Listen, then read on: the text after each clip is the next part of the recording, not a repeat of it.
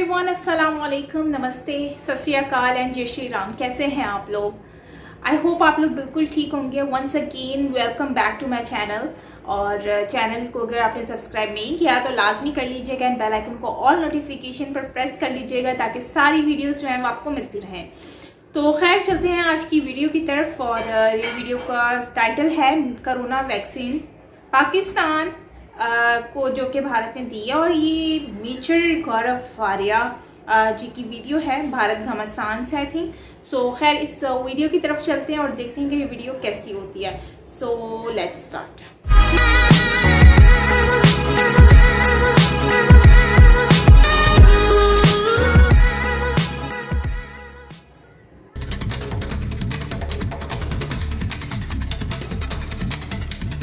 दोस्तों, आज शाम की खास पेशकश इंडो पाकिस्तान, एक स्पेशल शो आपके लिए। और ये स्पेशल शो क्यों जरूरी है? ये इसलिए जरूरी है कि आज Shri Dilbag Singh ji, director general police Jammu and Kashmir, ने बोला कि 200 से ज्यादा आतंकवादी इंतजार कर रहे हैं भारत में इन्फिल्ट्रेट करने का। और भारत के अंदर भी, जम्मू एंड कश्मीर के अंदर भी आतंकवादी हैं जो भारत को, भारत के नागरिकों को, भारत की सेना को नुकसान पहुंचाने के लिए तैयार हैं। इनकी ट्रेनिंग, इनकी फंडिंग आती है पाकिस्तान से, पहली चीज। दूसरी चीज, एनआईए ने 91 लाख यानी कि 91 लाख की करेंसी पकड़ी है जो कि इन्हीं कामों की फंडिंग के लिए, तैयारी के लिए ये मुहैया कराई गई थी। और तीसरी चीज, हर मौके पे पाकिस्तान बोलता है कश्मीर। अगर पाकिस्तान को आप यूनाइटेड नेशंस का एक प्लेटफॉर्म देंगे तो कश्मीर, वर्ल्ड बैंक के सामने बात होती है तो कश्मीर, एशियन डेवलपमेंट बैंक के सामने बात होती है तो कश्मीर। कोई ऐसा प्लेटफॉर्म नहीं है, यानी कि श्रीलंका भी गए इमरान खान तो कश्मीर। लेकिन सारी उम्मीदें भारत से। वैक्सीन भी भारत देगा। कॉटन इंडस्ट्री पाकिस्तान की तबाह हो रही है तो कपास भी भारत देगा। एक अच्छे पड़ोसी का हर फर्ज निभाएगा भारत। लेकिन पाकिस्तान क्या करेगा? पाकिस्तान भारत में आतंकी भेजेगा। पाकिस्तान करेगा उड़ी, पाकिस्तान करेगा 26/11, पाकिस्तान करेगा पुलवामा, पाकिस्तान करेगा कारगिल। और अच्छा पड़ोसी बनने की सारी जिम्मेदारी कंधों पे भारत के। दोस्तों देखिए, एक छोटा सा पैकेज। मैं वापस आता हूं, फिर तारुफ करवाऊंगा आज के गेस्ट्स का।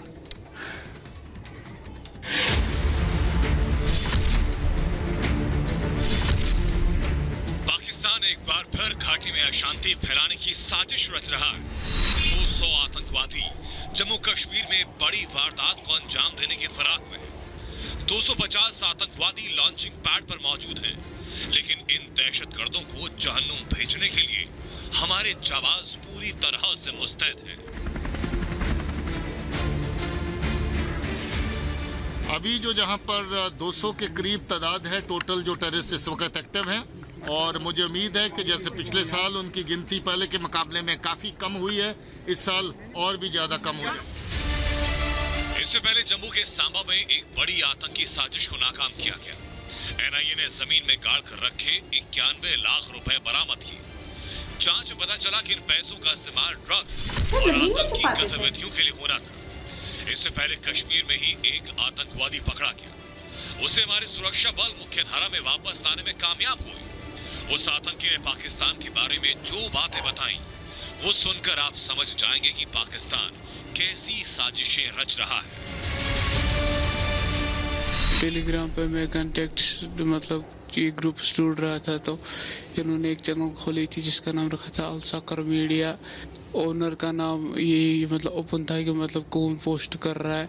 तो उससे बात की मैंने, तो उससे धीरे धीरे रिप्लाई करना शुरू कर दिया। तो मैंने इस तरह बताया कि मैं किधर का हूँ, क्या मेरी पोजीशन है, क्या मेरे हालात थे।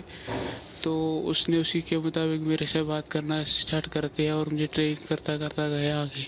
मार्च के महीने में वो ज्वाइन कर दे मुझे और उसके बाद ये ब्लास्ट कराए थे। दरअसल पाकिस्तान से भारत की शांति देखी नहीं जाती।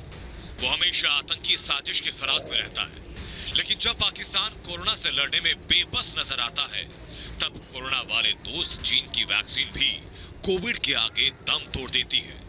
तो इमरान को भारत की याद आती है। भारत ने दरिया दिली दिखाई और वैक्सीन की 4.5 करोड़ डोज पाकिस्तान के नाम कर दी। पर पाकिस्तान के रगों में धोखा और गद्दारी है, वो इससे बाज नहीं आने वाला। दरअसल नया पाकिस्तान बनाते बनाते बाजवा के सेलेक्टर इमरान ने इंसानियत की सारी हदें पार कर दी। भारत की बात तो छोड़िए, बाजवा की गुलामी में वो इस कदर गिर गए कि अपने ही सांसदों के खिलाफ जासूसी करवाने लगे, वो भी सीनेट की सीक्रेट वोटिंग के दौरान। चीनी खुफिया कैमरा लगवाया था, पर पकड़े गए और सरेआम बेइज्जती शुरू हो गई। मतदान गोपनीय तरीके से होना था, पर जब वहां कैमरा दिखा तो हंगामा शुरू हो गया। इमरान के खिलाफ शेम शेम के नारे लगे। विपक्ष ने आरोप लगाया कि इमरान को अपनी ही पार्टी के नेताओं पर भरोसा नहीं। दरअसल पाकिस्तान में इमरान सिर्फ एक मुखौटा है, असली राज तो सेना का है। बाजवा के इशारे पर इमरान की सियासी सांसें चल रही हैं। बाजवा के इशारे पर ही वजीर आजम इमरान खान से जासूस खान बन गया और इसी इमरान के साथ पाकिस्तानी सेना भारत के खिलाफ नापाक साजिशों को अंजाम देने की साजिश रचती है। लेकिन सवाल ये कि बार बार पिटने के बाद भी आखिरकार सुधरता क्यों नहीं है आतंकिस्तान।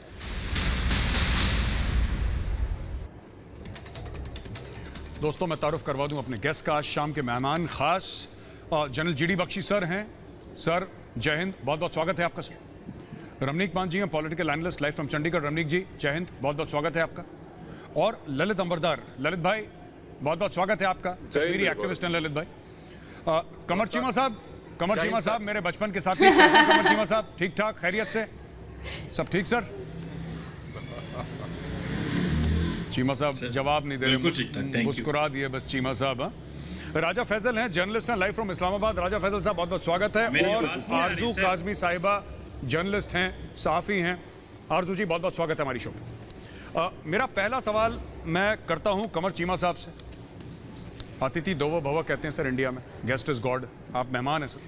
सबसे पहला सवाल आपसे। चीमा साहब एक बात बताइए ना, सारी उम्मीदें भारत से है ना कि भारत प्यार से भी रहे, भारत दरिया दिली दिखाए, भारत बड़ा मुल्क है, लेकिन भारत का दिल बड़ा तंग है साहब, भारत को बड़ा दिल दिखाना चाहिए। ये सब पाकिस्तानी मीडिया में आता रहता है।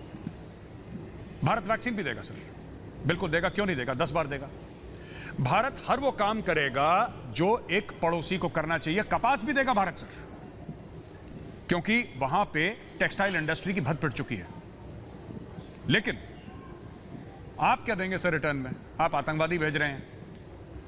दलजीत सिंह साहब जो माफ करिएगा, दिलबाग सिंह साहब जो डीजी जेएन के पुलिस हैं, उनका अभी बयान मैंने दिखाया आपको। दिलबाग सिंह साहब कहते हैं सब टेररिस्ट हैं जेएन के में, अभी भी आ रहे हैं। खैर टेररिज्म पुराना है किस्सा और आगे भी चलता रहेगा। पैसे भेजे जा रहे हैं उनको हर जगह। कश्मीर कश्मीर सर, अगर आपको कश्मीर इतना डियर है, और क्यों ना हो, मैं तो सपोर्ट करता हूं, पाकिस्तान को कश्मीर कश्मीर का राग अलापना चाहिए, लेकिन फिर हिंदुस्तान से तवक्को रखना हर चीज पे। या आपको नहीं लगता आप लोगों के कॉल ऑफ फेल में फर्क है सर? कहते कुछ है, करते कुछ है। चीमा साहब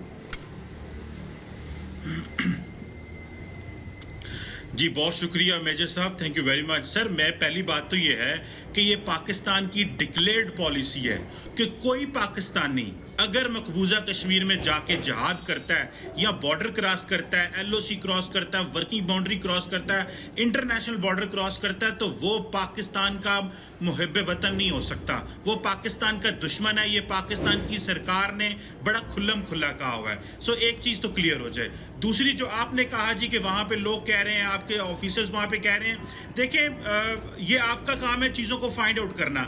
हमारे साथ इंटेलिजेंस शेयर करें, अगर कोई खतरा है, कोई ऐसी चीज है, कोई बड़ा ऑपरेशन है। पाकिस्तान ने भी माजी में इंटेलिजेंस शेयरिंग की है। एक कॉमनवेल्थ का मैकेनिज्म भी है इंटेलिजेंस शेयरिंग का। जिस तरह हमने 2003 का सीज फायर एग्रीमेंट जो है वो फॉर्मुलाइज किया है, हम वो कॉमनवेल्थ के जो एग्रीमेंट को भी इंफॉर्मेशन शेयरिंग का, इंटेलिजेंस शेयरिंग को जो है वो एक्टिवेट कर सकते हैं। सो मेरा ख्याल है जितना ज्यादा दोनों ममालिक की अफवाज का आपस में ऑपरेशन चीमा साहब दो बातें हो सकेंगी ना। आप हम पे इल्जाम लगाएंगे। जी नहीं, मैं इल्जाम नहीं लगा रहा। चीमा साहब आपने बोला कि जो पाकिस्तानी भारत जाएगा जिहाद करने के लिए वो मुहिबुल वतन नहीं हो सकता, यानी कि पाकिस्तान से वो मोहब्बत नहीं करता, पाकिस्तानी स्टेट इसको सपोर्ट नहीं करता। मैं आपसे यही पूछ लेता सर कि आपने कितने आज तक लश्कर तैयबा के लोग मारे जो भारत के अंदर आने की कोशिश कर रहे थे? आपने कितने गिरफ्तार करे सर? आपने कितने मारे जान से? आपने कितने जैश मोहम्मद वाले मारे? आपने कितने हिजबुल मुजाहिदीन वाले मारे? तो ये सब कहने की बातें हैं सर, ये बातें झूठी बातें हैं, ये लोगों ने फैलाई हैं। आपने भी नज्म सुनी होगी, गजल सुनी होगी। मैं जनरल जीडी बख्शी सर के पास जाता हूँ। जनरल जीडी बख्शी सर, कमर चीमा ये कहते हैं कि साहब हम तो इसको सपोर्ट नहीं करते, नॉन स्टेट एक्टर्स हैं, हम इनको सपोर्ट नहीं करते। लेकिन सर इनकी कथनी और करनी में, कॉल ऑफ फेल में फर्क है सर। ये कहते तो ये हैं कि हम सपोर्ट नहीं करते, लेकिन ऑब्वियस सपोर्ट है, क्योंकि हर फोरम से कश्मीर और इनके स्टेट मैकेनिज्म जिसमें मुशर्रफ शामिल है सर, बड़े बड़े लोग शामिल है, खुल के कह चुके हैं कि साहब उनको हमने आर्म करा, हमने ग्रुप्स क्रिएट करे हिंदुस्तान में कत्ल गारत करने के लिए। फिर इसमें कोई ढकी छुपी बात तो नहीं है सर। जब president of Pakistan, former president कहता है, फिर हम कैसे डाउट कर सकते हैं? हम चीमा साहब की सुने कि हम परवेज मुशर्रफ की सुने? जनरल जीडी बख्शी साहब। नहीं, देखिए, पाकिस्तान की बिल्कुल ऑफिशियल पॉलिसी रह गई चीमा हंस रहा है, to use terrorism as an instrument of state policy. देखिए साहब, ये जनरल जियाउल हक थे जिन्होंने शरेआम पाकिस्तान को एक bridgehead for the export of जिहाद बना दिया, एक ब्रिजहेड स्टेट बना दिया कि हम आइडियोलॉजी, जिहाद आइडियोलॉजी का एक्सपोर्ट हमारा मेन टास्क, मेन मुद्दा होगा। और वाली नस्र ने कहा कि एक नेशन स्टेट से उन्होंने ट्रांसफॉर्म कर दिया पाकिस्तान को into the bridgehead for the export of a vicious जिहादी आइडियोलॉजी। CIA और सऊदी अरेबिया की मुखाबरा इंटेलिजेंस एजेंसीज ने पाकिस्तान का पूरा फायदा उठाया, पाकिस्तान के नॉर्थ वेस्ट फ्रंटियर प्रोविंस को एक जिहाद फैक्ट्री बना दी। यानी पख्तूनिस्तान से, पख्तूनख्वा से लेकर क्वेटा तक, सिंध तक इन्होंने एक जाल बिछा दिया मदरसों का, जो कि जिहाद फैक्ट्री बन गए। जी सर। जिनके रिक्रूट्स में जहर भरा गया जी, और उनको फिर एक्सपोर्ट किया गया, पहले अफगानिस्तान और अफगानिस्तान के बाद तालिबान, उसके बाद जम्मू कश्मीर की तरफ नजर उठाई। फिर तो साहब द होल वर्ल्ड, चाहे चेचनिया हो वहां पाकिस्तान के बाशिंदे जाएंगे, हैं? जहां आपका सीरिया हो वहां पाकिस्तानी जाएंगे, यमन हो पाकिस्तानी जाएंगे, जहां दुनिया भर में पाकिस्तान के एक्सपोर्ट इंटरनेशनल टेररिज्म बन गए। जी, अब किस स्ट्रेट फेस से मेरे काबिल दोस्त चीमा साहब कह रहे हैं कि हम शूट कर देंगे अगर कोई जाएगा। जी जी जी, अब ये तो अब हंसी आती है, क्योंकि ये खाने के दांत और दिखाने के दांत और की बात हो जाती है। बिल्कुल बिल्कुल। चीमा साहब, आपने देखा जनरल साहब ने आपको काबिल भी बोला, दोस्त भी बोला, तो आई थिंक दोनों देशों में रिश्ते तो अच्छे हो ही रहे, दो तारीफें कर रहे हैं सर आपकी जनरल साहब। अच्छा राजा फैजल, मैं आपसे ये पूछना चाहता हूं सर कि पाकिस्तानी आर्मी का ना यूनिटी फेथ एंड डिसिप्लिन मोटो होता था, यूनिटी फेथ एंड डिसिप्लिन, और जो कायदे आजम मोहम्मद अली जिन्ना ने भी दिया था ये मोटो, तो पाकिस्तानी आर्मी मानती थी। फिर ईमान तकवा जिहाद फी सबिलिल्लाह कर दिया आपने सर कि Pakistani army supposed to fight जिहाद। ये पाकिस्तानी आर्मी का मोटो है आज की तारीख में, ये मैं नहीं बना रहा। ईमान तकवा जिहाद फी सबिलिल्लाह is the motto of the Pakistan army sir, ये उनका मूल मंत्र है कि हम ये करेंगे। अच्छा, मैं आपसे जानना चाहता हूं कि हर चीज की तवक्को भारत से कि भारत, मैं आपसे बड़ा जेन्युइन सवाल पूछ रहा हूं, भारत हर चीज करेगा एक अच्छा नागरिक बनने की कोशिश। हम ये नहीं कह रहे कि सर हम बहुत अच्छे एक यू नो परफेक्ट लोग हैं, ऐसे कोई मुल्क परफेक्ट नहीं है सर, अमेरिका है, हम हैं, सब में गलतियां, लेकिन उम्मीदें बहुत हैं, और क्यों ना हो, वी आर नेबर्स, पड़ोसी हैं, उम्मीद होनी भी चाहिए, पड़ोसी से उम्मीद होगी किससे होगी। लेकिन सर भारत को आप जानते हैं आप लोग जिहादी भेद के कितना डैमेज करते हैं सर, और इमरान खान शायद ये बात नहीं समझता कि जिहादी भेज के इंडिया में, जो आप कहते हैं ना कि इंडिया से हमने फिर पीस की बात करी, अमन की बात करी, लेकिन भारत सुनता नहीं है। आप कहते हैं कि मोदी जी सुनना नहीं चाहते, मोदी जी सुनते हैं, लेकिन मोदी जी भारत की आवाज सुन रहे हैं। भारत में India has run out of patience. आप लोग ये बात क्यों नहीं समझते राजा फैजल साहब, ये बात क्यों नहीं समझते? बार बार अगर खून बहेगा कश्मीर में तो ये दिक्कतें होंगी, ब्लोबैक होगा आपके लिए। देखिए गौरव, सबसे पहली बात यह है कि जिहाद तो सिर्फ पाक आर्मी नहीं बल्कि हर मोमिन जो कि पाकिस्तान में बस रहा है, ये उसके सीने पे तमगा लगना चाहिए इसका। उसकी वजह यह है कि हम तो जिंदगी के लिए, और जिहाद तो बना ही सिर्फ मर्द मुसलमान के लिए। और दूसरी अब बात यह है कि अगर आप बात करते हैं कश्मीरी लोगों की कि हम क्यों नहीं रोकते, देखिए कश्मीर LOC के दोनों तरफ तो कश्मीर है, वो हमारे लिए एक बराबर है। अगर इस तरफ वाला कश्मीरी अपने भाई या बहन या किसी रिश्तेदार को बचाने के लिए, उसके लिए लड़ने के लिए उस तरफ उस पार जाता है, और वो किसी भी तरीके से जाता है तो हम उसको क्या रोकें? हम नहीं रोक सकते उसको। अगर हम रोकेंगे तो वो किसी न किसी तरीके से इस तरफ जरूर जाएगा। अब आज मैं आपको नई चीज बता दूं कि पूरे पाकिस्तान में कश्मीरी कहीं ना कहीं किसी न किसी सूरत में बस रहे हैं। और आपको अमूमन जो आप ये कहते हैं ना कि उनके आईडी कार्ड निकल आए और ये हो गया, अगर आप उनको ट्रेस आउट करें तो बेसिकली वो भी कश्मीरी हैं जो कि उस तरफ से भी। अब मैं जिस जगह रह रहा हूँ, मैं अपने आबाई इलाका में आया हूँ। मेरे आबाई इलाका में 2 घर ऐसे हैं जो कि राजौरी से यहाँ पे आए हुए हैं और वो राजौरी से यहाँ पे आके बस रहे हैं। हमारे उनके साथ रिलेशन है, अच्छे रिलेशन है जी। अब कल को उनके यहाँ से कोई चला जाए तो हम उनको कैसे रोक सकते हैं? अच्छा, एक मिनट राजा फैसल साहब, एक मिनट। मैं ना आप लोग की बड़ी ज्योग्राफी, रजौरी सर कश्मीर में नहीं है, आप रजौरी जम्मू में है सर। आप लोग फिर ना उल्टी से बातें बोलते हैं। जम्मू में। हाँ तो सर जम्मू, मैं एक बात बताऊं आपको सर, एक मिनट राजा फैसल साहब, आप लोगों ने देखा वेखा है नहीं ना, आपने जम्मू देखा ना कश्मीर देखा, आपको पता ही नहीं कुछ। आप जम्मू से कश्मीर जाएंगे, आप कश्मीरी जबान नहीं समझ पाएंगे सर। सुनो मेरी बात सुन लो सर, मैं आपको बता रहा हूं कोई बात। मैं जा चुका हूं, मेरी पोस्टिंग रह चुकी है वहां पे, ऑपरेशंस करें, लाइन ऑफ कंट्रोल मैं जानता हूं, इसलिए बोल रहा हूं आपको, ठीक है। और यहाँ पे जो जनरल साहब बैठे हैं, जम्मू और कश्मीर राइफल्स के हैं जनरल साहब ने अपनी जिंदगी वहां पे बिताई है। मैं आपको बता देता हूं, ऐसा है कि रजौरी जो है, पुंछ जो है sir, this is south of Pir Panjal, ये अलग है, ये कश्मीर में नहीं है। जो आप सबको कहते थे ना Kashmiris are people who live in Kashmir valley sir. Anyway, 2 बातें मैं आपको बता देता हूं। पहली बात तो कमर चीमा कहते हैं कि साहब हम इनको अलाउ नहीं करते। मेरी बात सुन लीजिए राजा फैसल, मेरी बात सुन लीजिए। आपने ये कमर चीमा कहते हैं कि जो भी जा रहा है पाकिस्तानी स्टेट डिसोन कर रहा है, ये कहते हैं पाकिस्तानी स्टेट डिसोन करता है जी। हम नहीं अग्री करते कि जो किसी और मुल्क में वो करे। आप कहते हैं कि नहीं, अगर वो जिहाद कर रहा है तो जिहाद हर मोमिन का फर्ज है। तो एक बात बताओ, जो आप लोग रोते हो कि 80 हजार, सर एक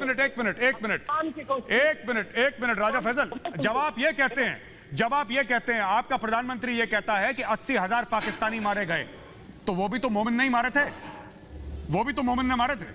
हमारे घर से लाशें उठे तो आप ताली बजाते हैं, आपके घर में खरोच आ जाए तो आपके आंख से आंसू निकल आता है, क्यों? आप कहते हैं ना जो 80,000 पाकिस्तानी मरे। मैं जाता हूं रमनीक मान के पास। रमनीक जी, रमनीक जी एक मिनट मैं आपके पास बाद में आऊंगा। रमनीक जी एक बात बताइए, ये कह रहे हैं साहब ईमान तकवा जिहाद फी सबीलिल्लाह, जिहाद है वो मोमिन का जेवर है, वो तो लड़ेगा, उसका काम है लड़ना। पर फिर खुद क्यों रोते हैं कि हमारे 80,000 बंदे मार दिए?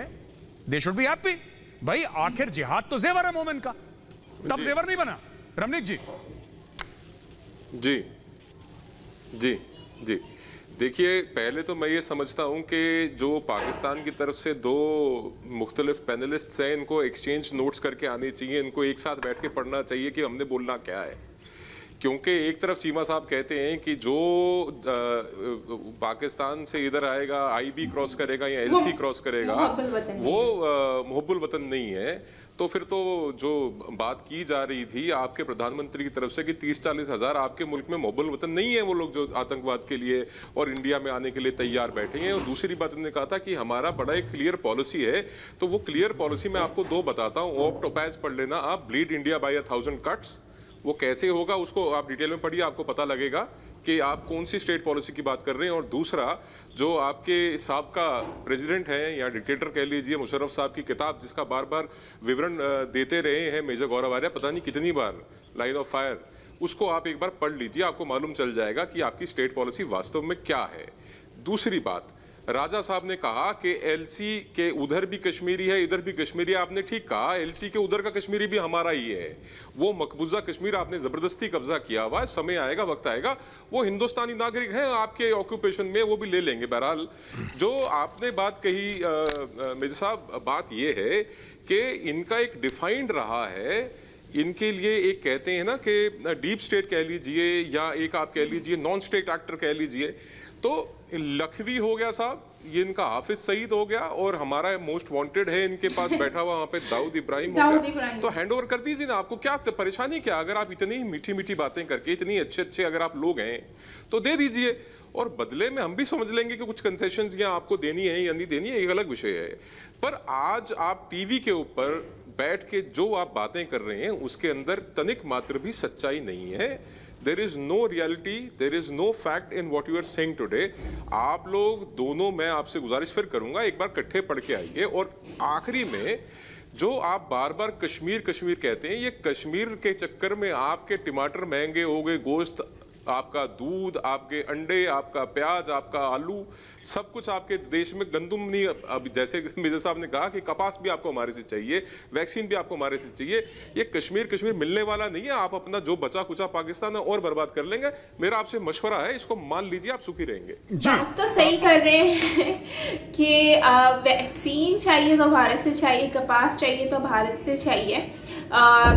बेसिकली वैक्सीन की अगर हम बात करते हैं तो वैक्सीन तो खैर भारत नहीं दे रहा, वैक्सीन तो कोवैक्स के थ्रू भारत दे रहा है। तो जो कि एक मतलब है बनाई वैक्सीन भारत ने है, तो इसके लिए हमें अप्रिशिएट करना चाहिए भारत का कि उन्होंने ये वैक्सीन को बनाकर पूरी दुनिया के लिए आसानी बना दी है। और जितने लोग डर से दो चार हुए थे तो उनके लिए बहुत अच्छा हो गया। लेकिन भारत कोवैक्स के थ्रू पाकिस्तान में उन्होंने वैक्सीन भिजवाई है और उसके लिए हम बहुत ज़्यादा धन्यवाद करते हैं। बाकी अगर हम बात करते हैं कपास की, तो ये अनफॉर्चुनेटली वाकई में ही सही कह रहे हैं गंदम हर चीज़ के बारे में कि अगर हमें भारत से ही लेनी पड़ रही है तो फिर दुश्मनी भी उनसे निभानी है, फिर चीज़ें भी उनसे ही लेनी है, हेल्प भी उनसे लेनी है। लेकिन ये है कि आजकल तो मैंने ये भी सुना है कि सीज़ फायर की वजह से उस पर बात हो गई है और उसके बाद अब इनका इकोनॉमिकली जो सिस्टम है वो भी बेहतर होने का मतलब इम्कान है, मतलब आना जाना जो है कॉरिडोर्स वगैरह खुल जाएंगे, तो ये एक अच्छी अपॉर्चुनिटी हो जाएगी। बाकी मैं यही कहूँगी कि वैक्सीन के अलावा और ये लेन देन के अलावा जो ये बात कर रहे हैं कि लोगों को ट्रेन करके, और कश्मीर में ही ट्रेन किया है। अब मेरा क्वेश्चन ये उठ रहा है, अब मेरे माइंड में आ रहा है कि ये कश्मीर जो इंडिया में बेसिकली कश्मीर है उसमें है या आज़ाद कश्मीर जो है उसमें ये सब मतलब कि हो रहा है। वैसे जहाँ तक मुझे लगता है ये इंडिया में जो कश्मीर है उसके ऊपर ये डिस्कशन हो रही है। तो बेसिकली जो भी है, लेकिन ये है कि इतने सारे जब लोग हैं और इनका पता चल गया है तो इतने सारे 200 कोई कम क्वांटिटी नहीं होती है, तो इनको बेसिकली इन पे बात करनी चाहिए, इनके ऊपर नज़र रखनी चाहिए और इनकी हर मामलात को फेल करने की कोशिश करनी चाहिए गवर्नमेंट को। और दूसरी बात, इन्होंने कहा मुहब्बिल वतन नहीं होंगे। मुहब्बिल वतन वो नहीं है जो नुकसान पहुंचाए। तो यार बेसिकली ये इस तरह की हमने पहले भी बहुत सारी हिस्ट्री सुनी है। और दूसरा इंसान भी कह रहा है, सामने वाला ऑपोजिट पर्सन कह रहा है कि जिहाद हमारा इस्लाम का एक ज़ेवर है। तो ये बात सच है कि जो रुकन है इस्लाम के उसमें 5 रुकन होते हैं, तो उस रुकन में इन लोगों ने बताया है कि जिहाद का नाम भी आता है। तो जिसमें अगर जिहाद की बात करते हैं तो जिहाद करना तो ठीक है, लेकिन जिहाद करना किस तरीके से है वो नहीं इसमें बताया गया। आप जाकर किसी बेगुनाह को मार रहे हो, आप किसी चीज़ को जाकर नुकसान पहुंचा रहे हो, तो अगर आप उसको नाम जिहाद दे रहे हो तो ये जिहाद नहीं है। ये बेसिकली जो कहते हैं ना काफिर जो अंदर से काफिर होता है। काफिर एक वो होता है ना जिसको मुसलमान कहते हैं कि ये नॉन मुस्लिम है तो ये काफिर है, वो वाला काफिर नहीं।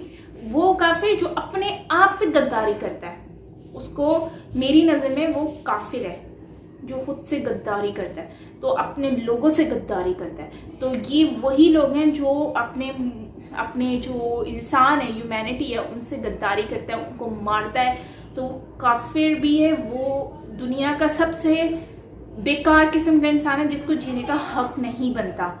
तो ओवरऑल वीडियो में जो भी इन्होंने डिस्कशन की है, तो मैं यही कहूँगी कि इन लोगों ने जो लोग नुकसान पहुंचाते हैं किसी दूसरे इंसान को, तो उसको ये जिहाद का नाम देकर अगर इस तरह से करेंगे, और अगर यही सच में जिहाद है, तो हमें इस तरह का जिहाद नहीं चाहिए। हमें ऐसा जिहाद नहीं चाहिए जिसमें दूसरों के नुकसान पहुंचे, बेकसूरों की ज़िंदगियां बर्बाद हों, और भले वो नॉन मुस्लिम हो या मुस्लिम हो, लेकिन उनकी ज़िंदगियों से कोई खेले, तो ये हमें इस तरह का जिहाद नहीं चाहिए भाई। और जिस तरह से चीमा साहब हैं और दूसरे लोग हैं, तो वो लोग डिस्कस करते हैं, तो उनको पहले चाहकर सोचना चाहिए कि बेसिकली बात कर क्या रहे हैं। ऐसे नहीं है कि आप जाएं और टीवी पर कुछ भी बोलते जाएं, आप एक बंदे का स्टेटमेंट सुने, उसके ऊपर फिर बात करें। ये नहीं है कि आपने पहले ही ज़हन में बनाया कि ये बात बोलनी है, ऐसा नहीं होता। थोड़ा सा दिमाग से भी काम लें और इस तरह नहीं कि अपना मजाक बनाएं टीवी शो पर। माना कि आदिल काज़मी के अकॉर्डिंगली कहते हैं कि यहाँ पर जो है हमें उस लिहाज से बात करनी पड़ती है बेसिकली जो कि हम पैनलिस्ट होते हैं पाकिस्तान के और अपने चैनल पर ही होते हैं कि हमें आज़ादी होती है। तो ये दोगलापन अच्छा नहीं लगता। तो एक फेस रखकर बात करें और एक्यूरेट बात करें जिससे हमें भी लगे कि वाकई में कुछ रियल डिबेट हो रही है। बाकी मेजर साहब की क्वेश्चंस ठीक थे और बिल्कुल एक्यूरेट थे और सैल्यूट टू मेजर साहब जो हर पॉइंट टू पॉइंट बात करते हैं और हर किसी को मौका देता है बात करने का। तो ऐसा नहीं है कि कोई बोल रहा है तो उसको बीच में इंटरप्ट कर दें। सो इसके लिए मुझे मेजर साहब की डिबेट सुनना बहुत अच्छा लगता है। बाकी हाँ, कहते हैं ना पाकिस्तान हर बात में कश्मीर का नाम ले रहा होता है, तो कश्मीर का नाम लेता है, हर जगह पर लेता है और उसकी वजह से बहुत सारी चीज़ें जो है इनको फेस भी करनी पड़ रही हैं। और लेकिन ये वही बात आ जाती है सियासत की। लेकिन इसमें आम लोगों का क्या कसूर है जिनको ये नुकसान पहुंचाते हैं? इसमें उन लोगों का क्या कसूर है वो जो गरीब लोग अपनी जानें गंवा देते हैं? तो इन लोगों को उस पर भी तो सोचना चाहिए। वो लोगों का क्या कसूर है जो महंगाई में अपना खाना पीना जो है वो छोड़कर बैठे हुए? अगर इसमें उन लोगों का क्या कसूर है जिनको 500 रुपये किलो आप लोग चिकन दे रहे हो? क्यों? जिनकी 10,000 15,000 जॉब सैलरी होगी वो क्या 500 रुपये चिकन खाएगा? अगर वो 500 चिकन एक दिन का खाएगा तो एक दिन का राशन, मतलब आजकल के दौर में लोग खाना, कल मैं 3 रोटियां लेकर आई हूँ, एक सालन लेकर आई हूँ 110 रुपये में। Can you imagine? 110 रुपये में मैंने 3 रोटियां और एक सालन का छोटा सा पैकेट परचेज किया था, मतलब एक प्लेट। तो अगर गरीब एक टाइम का खाना जो है वो एक बंदा सिर्फ 110 रुपये में खाएगा तो सोचो वो लोग कितना महंगा खाना खाते होंगे। जो लोग दूसरे लोग भी हैं, तो पूरी फैमिली है जिनके 5-5 10-10 बच्चे हैं, तो वो लोग कैसे खाएंगे? ये बात सोचने वाली है। 500 रुपये किलो चिकन दे रहे हैं, सालन की प्लेट लेने जाओ तो एक चिकन की बोटी दे देते हैं हड्डी वाली। तो सोचो इतनी महंगाई करके ये कंट्री के बारे में सोचा है लोगों ने। कंट्री के ऊपर फोकस नहीं कर रहे, दूसरी चीज़ों पे फोकस कर रहे हैं। दूसरी चीज़ों को हम छोड़कर अपनी कंट्री की इकनॉमी पर फोकस क्यों नहीं कर सकते? आज ऐसी क्यों नौबत आ गई है कि हमें दूसरी कंट्री से चीज़ें लेनी पड़ रही हैं? ये क्वेश्चन उठता है, क्वेश्चन मार्क है हमारे लिए और इसको हमें फेस करना पड़ेगा। हर कोई आकर हमें अगर ये बात बोलता है इंटरनेट पर या फिर फेस टू फेस, तो हमारे पास कोई आंसर नहीं है।